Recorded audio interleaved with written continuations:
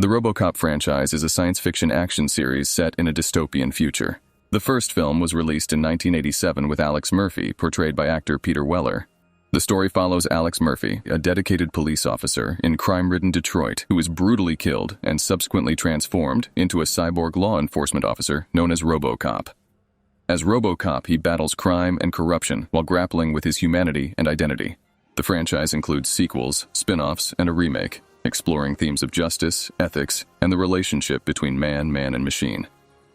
Today, I'll be introducing a fact that challenges the conventional narrative of ROBOCOP and suggests that our beloved protagonist, Murphy, was actually gay, with his wife and child serving as a beard to obscure his true identity. While you may not like it, and you may disagree with it, this is what peak policing performance looks like. ACAG. Let's examine the subtle hints from the ROBOCOP films that give away the true orientation of notorious booty raider Alex Murphy.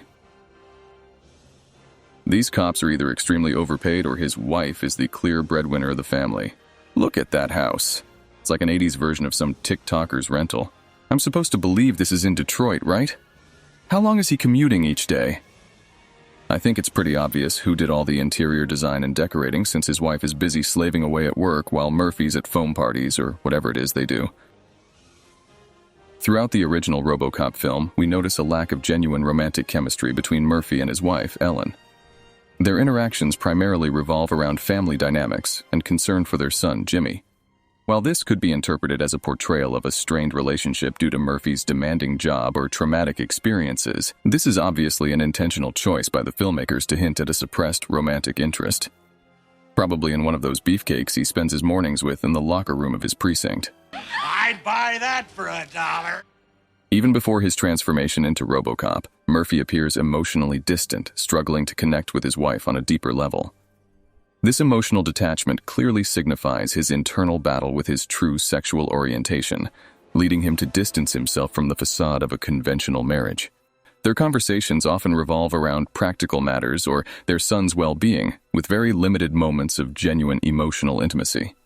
This emotional distance clearly signifies an internal struggle within Murphy as he grapples with his true sexual orientation. By keeping his emotions in check and distancing himself from his wife, he was clearly trying to navigate the conflicts between societal expectations and his authentic self. He also likely didn't want everyone in his life to know he was queer as a football bat. Identity is a central theme in the ROBOCOP films, particularly as Murphy copes with his transformation into a cybernetic being. This struggle is a blatant metaphor for the internal conflict many individuals face when coming to terms with their sexual orientation or gender identity. Murphy's journey, marked by the loss of his former self and the discovery of his new identity as GayBoCop, could parallel the process of self-discovery and acceptance that many within the community experience. The transformation becomes a symbol of his hidden desires, buff dudes, and his quest to reconcile his true identity with societal expectations. Basically, Murphy is a gay robot, just like the T-1000 in Terminator. The GayBoCop series explores themes of corruption, power, and societal decay. These themes can be mirrored in the challenges faced by closeted individuals in a predominantly heterosexual society. Murphy's decision to maintain a facade of marriage and family can only be interpreted as a reflection of the pressures and expectations placed on individuals who feel compelled to conform to societal norms.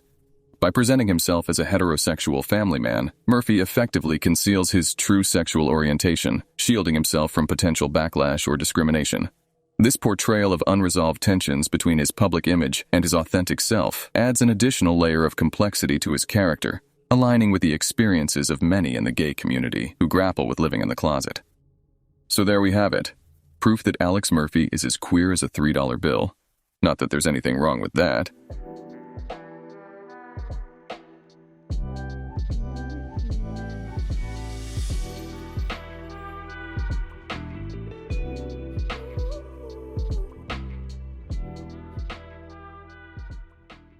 I don't really have a post-outro joke this time. Alex Murphy just has gay face, I think.